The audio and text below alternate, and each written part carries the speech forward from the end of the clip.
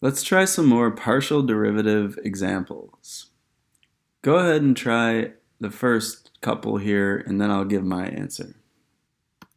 Alright, so one way to write the partial derivative with respect to x would be like this.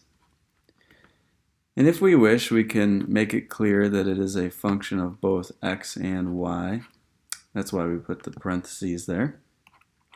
But they don't have to be there.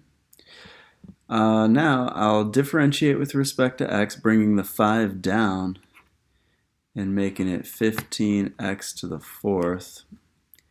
And the y will simply stay, because that's not the variable that we're differentiating with respect to. For partial derivative with respect to y, it'll be written like this. And the x will be treated as a constant. So we'll actually leave all that 3x to the fifth as is. And our y should be differentiated. So derivative of y with respect to y is just 1.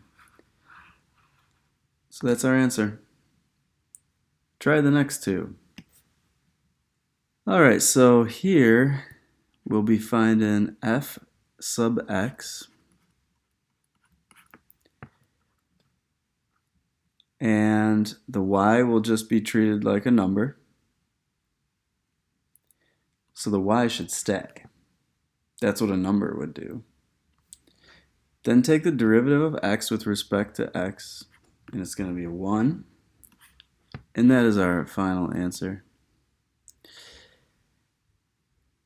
Alright, now let's try f sub y. Here the x stays, but the y should be differentiated. Now the derivative of 1 over y with respect to y would actually be negative 1 over y squared. According to the power rule, the way that works is just note that d over dy of y to the negative 1 would be negative 1 y to the negative 2. That's why I had moved the y. That's why I had changed the power of the y to a 2. And go ahead and try the last couple.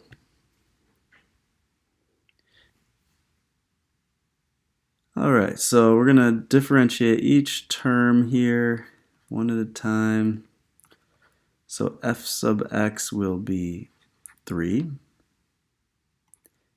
minus 2xy squared plus 6x squared y. Notice that none of the y's have been affected. Now let's try f sub y. Okay, 3x is going to be treated as a constant, so that will have a derivative of 0. We'll have negative x squared times 2y plus 2x cubed, and that's the answer.